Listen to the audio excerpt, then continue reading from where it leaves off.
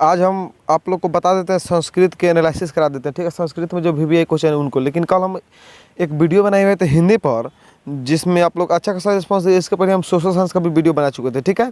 और आज संस्कृत का आप लोग बना रहे हैं एग्जाम को देखते हुए, ठीक है। एग्जाम बहुत नज़दीक आ चुका है, आपका 1 तारीख हो गया आज, इसलिए आप लोग को पढ़ना जरूरी है। जब हम वीडियो शूट कर रहे हैं तब तक 1 तारीख है, आप लोग देख रहे हो सकता है देखने तक लगभग 2 तारीख 3 तारीख या जितना तारीख भी हो जाए, क्योंकि आप लोग बाद में भी देख सकते हैं इसको।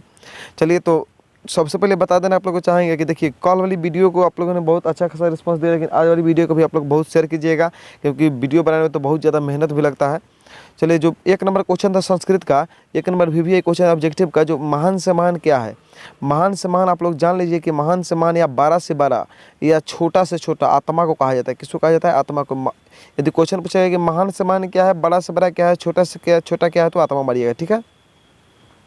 चलिए, जो अगला क्वेश्चन है उसके बारे में पढ़ लेते हैं। अगला क्वेश्चन है कि पटना का इतिहास कितना वर्ष पुराना है। देखिए, पटना का इतिहास तो आपके किताब के अनुसार 2000 वर्ष पुराना है, ठीक है।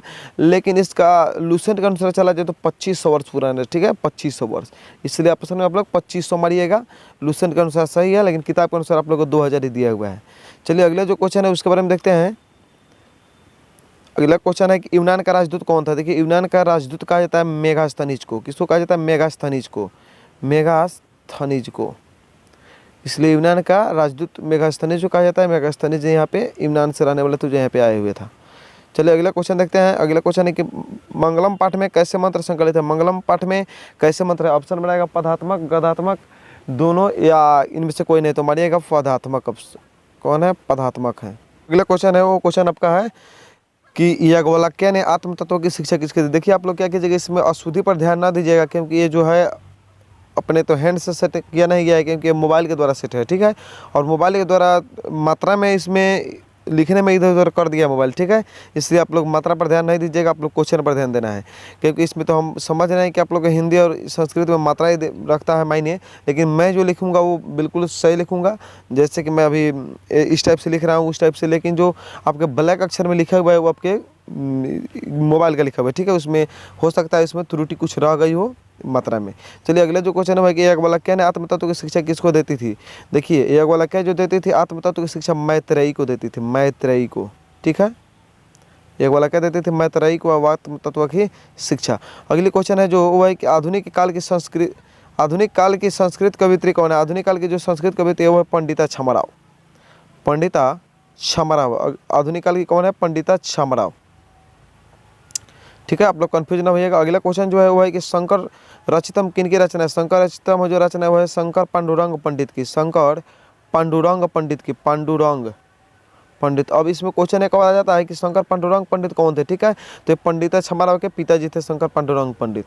अगला जो क्वेश्चन है कि भारत महिमा पाठ का प्रथम पद किस पुराण से संकलित है। देखिए, भारत महिमा पाठ का जो प्रथम पद लिया गया है वो लिया गया विष्णु पुराण से। विष्णु पुराण से आपके किताब में दिया भागवत पुराण, लेकिन उसको नहीं लेना है आंसर में, ठीक है, क्योंकि विष्णु पुराण जो इसका होगा सही उत्तर हो। चलिए, जो अगली इसमें क्वेश्चन है कि प्राचीन काल में शिशुओं को क्या कहा जाता है। देखिए, पुराने समय में यानी प्राचीन काल में शिशुओं को ब्रह्मचारी के नाम से जानते थे। क्या नाम से? ब्रह्मचारी को। और शिशुओं को ब्रह्मचारी रूप में रहना भी चाहिए, क्योंकि पढ़ाई पीरियड रहता है उनका। अगला जो क्वेश्चन है कि हमारी भारतीय भूमि कैसी रहनी चाहिए। हमारी भारतीय भूमि कैसी है, ठीक है। तो हमारी भारतीय भूमि क्या है? विशाला है। अस्मदीय भारतीय धारा विशाला अस्ति, विशाला है, ठीक है, और शीतलमय है। अगला जो क्वेश्चन है कि यदि आपके विशाला ऑप्शन में रहेगा तो शीतलमय रहेगा, ठीक है, विशाला ऑप्शन में नहीं रहने के बाद। अगला क्वेश्चन है कि जन्म पूर्व कितने संस्कार है। देखिए, जन्म के पहले जो संस्कार हैं वो 3 संस्कार है। जन्म के पहले कितने संस्कार है? 3, यानी ऑप्शन में आता है त्रय। तो आप लोग को मार देना है त्रय, ठीक है, त्रय संस्कार।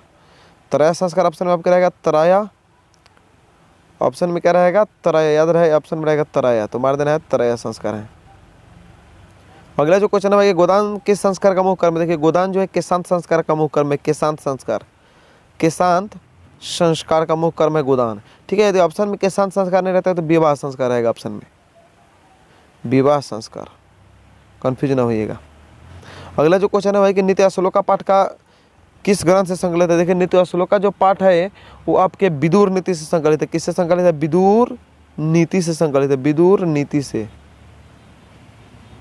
विदुर नीति से संकलित है। अगला जो क्वेश्चन है वो है कि विदुर नीति किस ग्रंथ का अंश विशेष है। देखिए, विदुर नीति जो है किस ग्रंथ का अंश विशेष है, वो है महाभारत का। विदुर नीति कहाँ से लिया गया है? महाभारत से।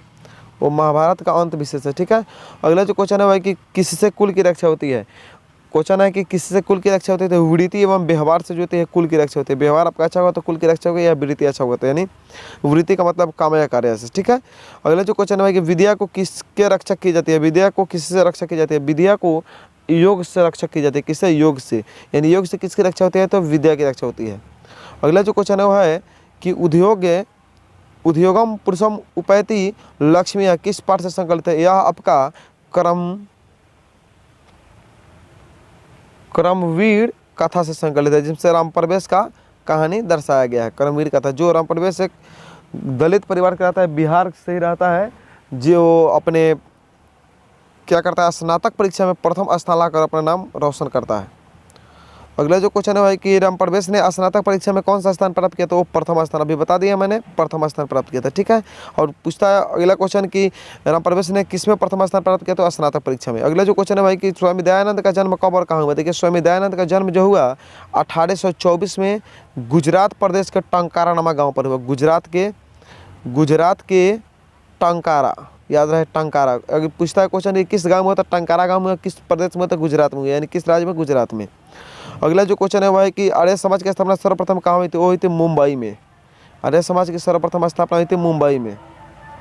अगला जो क्वेश्चन है वह है कि मंदाकिनी वर्णम पाठ रामायण के किस कांड से संकलित है। मंदाकिनी वर्णम पाठ जो है रामायण के अयोध्या कांड से संकलित है। किससे, अयोध्या कांड से संकलित है। अयोध्या कांड आप लोग को ये याद रहना चाहिए, अयोध्या कांड से संकलित है।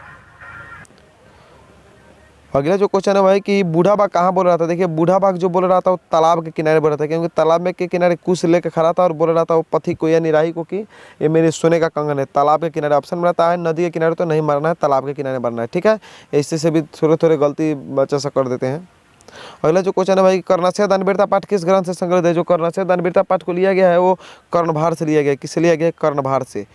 एक बात कन्फ्यूज नहीं होना है, कर्णभार से है। ठीक है, अगला जो क्वेश्चन है वह है कि महतराम भिक्षा याचे किसकी उक्ति है। महतराम भिक्षा याचे जो है शक्र कहते हैं। शक्र इसमें इंद्र को कहा गया। ठीक है, इंद्र को शक्र कहा जाता है। इंद्र भगवान कहते हैं कि महतराम भिक्षा याचे, यानी मुझे कोई भिक्षा दो। अगला क्वेश्चन है कि दुख का विषय क्या है। दुख का विषय है अशांति। अपने देश में जो अशांति पर है, दुख का विषय है। ठीक है, अगला जो क्वेश्चन है भाई कि वारेन वैरस्य समनम असंभवम किसकी कथन है। देखिए, वारेन वैरस्य समनम असंभवम कथन है, वो है भगवान बुद्ध का कथन। किसका है, भगवान बुद्ध, यानी उनका महात्मा बुद्ध का कथन है। ठीक है, उन्होंने पटना के बारे में क्या कहे थे कि एक दिन जरूर ये नगर होगा।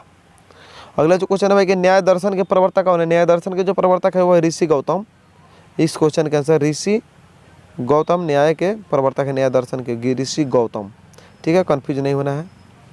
अगला जो क्वेश्चन है भाई कि मनुष्य के कर्तव्य और कर्तव्य कौन बोध कराता है। वो शास्त्र कराता है। मनुष्य के कर्तव्य क्या है और कर्तव्य क्या है, उसको शास्त्र बोध कराता है। ठीक है, अगला जो क्वेश्चन है वो वेदांग कितने प्रकार के होते हैं, तो वो 6 प्रकार के होते हैं। आप लोग को मालूम होना चाहिए। वेद 4 प्रकार के होते हैं, वेद 4 प्रकार के, वेदांग 6 प्रकार के। ठीक है, अगला जो क्वेश्चन है भाई कि मीमांसा दर्शन किसके द्वारा प्रमाणित है।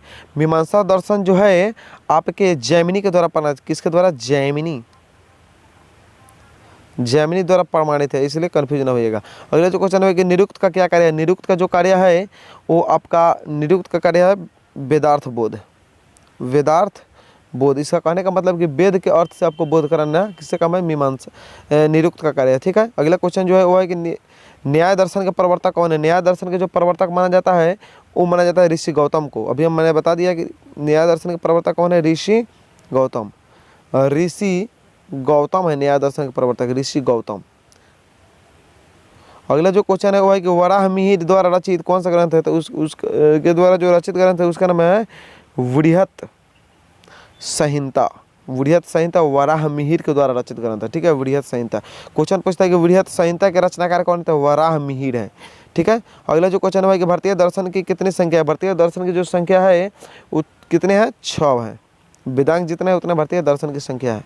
अगला जो क्वेश्चन है कि मृग व्याघ्रात यहाँ पे होना चाहिए। व्याघ्रात विभेति, व्याघ्रात में कौन सी विभक्ति है। व्याघ्रात में जो है पंचमी विभक्ति। आत किस में लगता है, पंचमी में लगता है, याद रहे आप लोग को। ठीक है। या सर्पात विभक्ति, इसमें कौन मिलेगा सर्पात में, तो आते लगेगा, आते लग रहा है तो इसमें पंचमी विभक्ति लगेगा, ठीक है। पितृ शब्द का सप्तमी एक वचन क्या होगा, अगला क्वेश्चन है 38 नंबर की, पितृ शब्द का सप्तमी एक वचन होगा पीतरी, ठीक है, पीतरी होगा। चलिए अगला क्वेश्चन देखते हैं हम कि पठयु किस लकार का रूप है। पठयु जो है, पठयु किस लकार का रूप है, ये जानना आप लोगों के लिए बहुत जरूरी है क्योंकि इससे क्वेश्चन आते हैं। तो यह है विधिलिंग लकार का रूप, किसका है, विधिलिंग लकार, चाहिए या सकना के अर्थ में आप लोग पढ़ लीजिएगा, विधिलिंग लकार का है, ठीक है। अगला जो क्वेश्चन है भाई कि पिबेत का मूल धातु क्या है। देखिए पिबेत जो होता है पा धातु से बनता है, याद रहे आप लोग को पा, या ऑप्शन में पिब रहेगा तो पिब भी मार दीजिएगा, यानी इसमें रियल जो होता है पा होता है। अगला जो क्वेश्चन है कि जही का मूल धातु क्या है। जही का मूल धातु हन है, हन क्या है जही, एधि का मूल धातु अस है, और एधि का पूछेगा एधि, एधि का मारिएगा अस, ठीक है, अस मारना है। ये आप लोग को बहुत ध्यान से पढ़ना है इस सब चीज़ को क्योंकि ये सबसे क्वेश्चन आते हैं। ई और अगला जो क्वेश्चन है वो है कि, अगला जो क्वेश्चन है वो है कि ई जोर अ के मेल से कौन सा नया वर्ण बनेगा। ई जोर अ से बनेगा य, ठीक है। जगत गौरम का संधि विच्छेद संधि करें तो जगत गौरम का संधि, जगत जोर गौरम का होगा जगत गौरम, जगत गौरम, जगत गौरम, ठीक है। या इस तरह ऑप्शन में व लिख के माल दिया रहेगा, ठीक है, हलांत लगा के। चलिए अगला जो क्वेश्चन है भाई कि अ और ए के मेल से क्या बनेगा। देखिए अ और ए के मेल से क्या बनेगा वो समझिए, अ बनेगा, ठीक है, ए बनेगा, याद रहिए आप लोग। अगला जो क्वेश्चन है भाई कि नी उपसर्ग के योग से कौन सा शब्द बनेगा। नी उपसर्ग से कोई भी बना सकते हैं आप, अपनी मर्जी का बताए, जैसे कि हम एग्जाम्पल को बताते हैं, निरामिष भी बना सकते हैं, नीर से, नी से निरामिष, या निराकार भी बना सकते हैं, कुछ भी बना सकते हैं नीर से। अपवर्ग में कौन सा उपसर्ग है। देखिए पहले जो लगता है उपसर्ग उसे कहते हैं, जो शब्द के पहले लगकर अर्थ को बदल दे उसे उपसर्ग कहते हैं, और शब्द के बाद में लगकर जिस अर्थ को बदले उसे प्रत्यय कहते हैं। तो शब्द के पहले उपसर्ग है, यानी शब्द के पहले सर्ग से समझिए, शब्द के पहले तो उपसर्ग में पूछ रहा है कि अपवर्ग में कौन सा शब्द है, तो अपवर्ग में क्या होगा, अप उपसर्ग होगा। अगला क्वेश्चन उसी का पूरक है कि अप उपसर्ग से कौन सा शब्द बनेगा, तो अपवर्ग बना दीजिए, अपवर्ग, अपवर्ग या अपमान बना दीजिए, कुछ भी बना सकते हैं, आपकी मर्जी का बात है। अगला जो क्वेश्चन है भाई कि लघुतरम में कौन सा तत्व, कौन सा तद्धित प्रत्यय है, ठीक है, यहाँ पे तद्धित होना चाहिए, कौन सा प्रत्यय है लघुतरम में। इसके लिए ध्यान से आप लोग पढ़िए, लघुतरम में जो है तरप प्रत्यय है, कौन प्रत्यय है, तरप प्रत्यय, ठीक है। अगला क्वेश्चन है कि गति में कौन सा प्रत्यय है। गति में जो है कितने प्रत्यय है, कौन प्रत्यय है, कितने प्रत्यय है, कितने प्रत्यय है, गति में कौन सा प्रत्यय है, कितने प्रत्यय। 49 नंबर क्वेश्चन का आंसर है कितने प्रत्यय गति में, ठीक है। चलिए अगला जो क्वेश्चन है भाई कि पठ जोर कतवा प्रत्यय से कौन सा शब्द बनेगा। इस क्वेश्चन का आंसर होगा पठितवा। खाद जोर कतवा से खादित्वा, रुद्र जोर कतवा से रुदित्वा, रुदित्वा का मतलब रोकर, खादित्वा का मतलब खाकर, पठित्वा का मतलब पढ़कर। अगला जो 51 नंबर क्वेश्चन है भाई कि विष्णु जोर से क्या बनेगा, वैष्णव बनेगा, क्या बनेगा, वैष्णव, वैष्णव बनेगा, ठीक है, इसलिए कंफ्यूज नहीं होना। अगला जो क्वेश्चन है वो है कि क्वेश्चन आगे का दिया हुआ है सुंदरतम में कौन सा प्रत्यय है। सुंदरतम में कौन सा प्रत्यय है, देखिए आप लोग को जानना जरूरी है। सुंदरतम में तमप प्रत्यय है, कौन प्रत्यय है, तमप। तमप प्रत्यय क्या होता है, जैसे सुंदरतम, लघुतम, तो लघु जो तमप प्रत्यय से लघुतम बनेगा, ठीक है। नारी में कौन सा प्रत्यय है, नारी में कौन सा प्रत्यय है, ऋण प्रत्यय है, कौन सा प्रत्यय है, ऋण प्रत्यय। अगला जो क्वेश्चन है वो है आपका कि उपवनम में कौन सा समास है। उपवनम में देखिए कौन सा समास है। उपवनम में जो है उप क्या है, उपसर्ग है, तो उपवनम में कौन सा होगा, अव्ययी भाव।